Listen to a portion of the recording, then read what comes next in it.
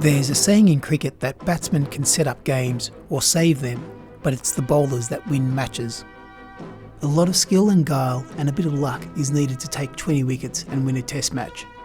It can be a hard slog, especially on flat pitches with an old ball against batsmen who are set and in form. Bowlers need a solid game plan, and not only do they need to be good enough to execute, they also need to adapt as the situation changes or when their plan is not working.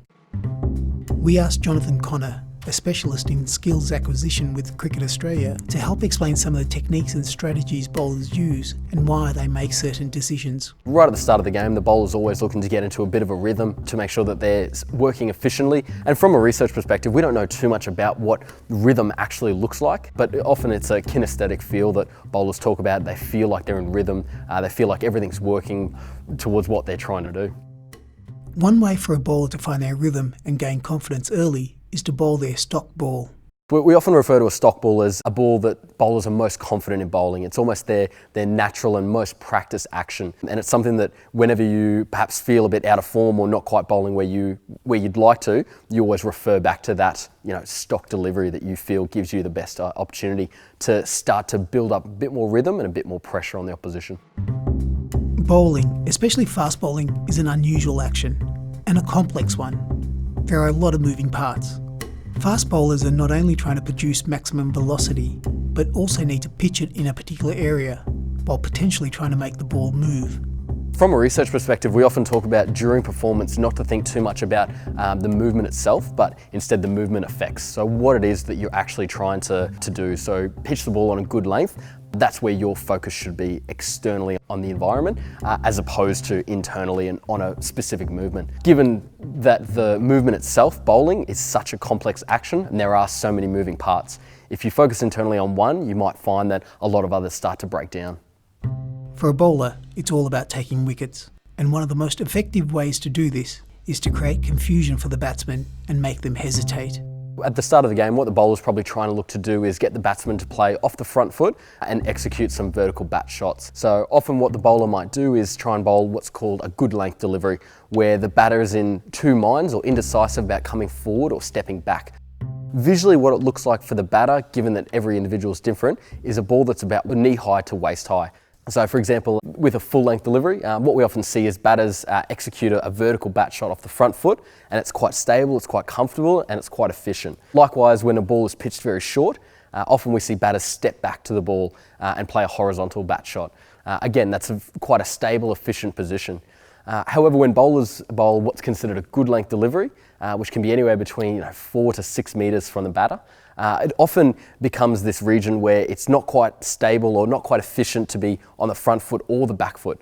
So the batter has a choice to make as to whether they go forward or back. And this can often result in some executional errors and often result in a dismissal. As we have seen with batting, being able to adapt is crucial in Test cricket. Everything changes and changes quickly. A new ball is only new for so long. The pitch starts to change, and you might also have batsmen who are growing in confidence to complicate matters even further. And not only that, where you want to pitch is obviously incredibly difficult, but also you've got a batter who ultimately can adapt and move to you. So if you're bowling a particular ball outside off, you can have a batter like Steve Smith who will walk 2 stumps across and be able to play shots that you might not necessarily anticipate or expect a batter to play to you, which can basically disrupt your game plan. Well, that's great driving in the ball. What bowlers are often trying to look to do is build up pressure for the batter. So while they may score singles and boundaries, often the bowler's looking for the batter to play high risk shots or look uncomfortable. Oh, and that's a good bouncer. Both batters and bowlers will walk into a game with their own sort of game plan or their idea of what they're trying to accomplish or how they're going to try and accomplish it. But naturally, you always have to adapt to not only the conditions, but also the opposition. So while a good length delivery might be your stock ball that you feel helps you build pressure, the ball in which you're looking to take a wicket with perhaps might change. So instead of being a little bit fuller and outside off, it might be back of a length and short, trying to get the batter to play a shot that he shouldn't play or that's incredibly high risk.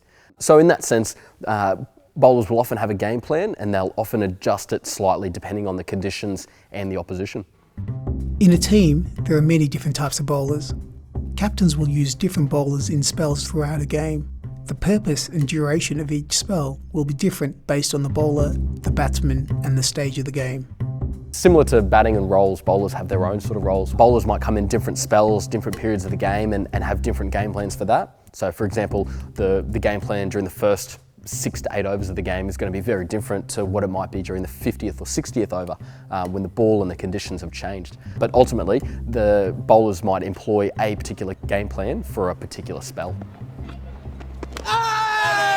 Yes, he's bowled in. That was a flipper. Often you'd start to expect spin to come into play as the ball starts to deteriorate and get a little bit older. As the pace bowlers start to get a little bit more fatigued, spin bowlers provide the opportunity to deceive the batsman in different ways. Often they bowl quite a bit slower, however are able to extract a large amount of lateral deviation off the pitch. So at international level off spinners often can impart over 2,000 revolutions per minute on the ball, while our leg spinners often impart over 2,500 revs, which gives them greater opportunity to spin the ball. One of the most interesting and perplexing developments in bowling has nothing to do with optimal spell duration or reverse swing. It's actually the success of left-arm bowlers. The fact that we have seen so many left-arm bowlers come through in the last sort of 10 to 30 years. We sort of draw on some previous research that's looked at the fighting hypothesis, or the negative frequency effect, where if you're an up-and-coming cricketer and you face 75% of your deliveries against a right-handed bowler and only 25% against a left-handed bowler, all of a sudden once you get to the higher levels, that left-handed bowler has an advantage, simply because you haven't seen them, you haven't attuned to their kinematic cues, and perhaps you don't anticipate their bowling action as well as you do against right-handers. So that's certainly been quite a big avenue of research that we're also looking at, is the natural advantage that left-arm batters and bowlers have.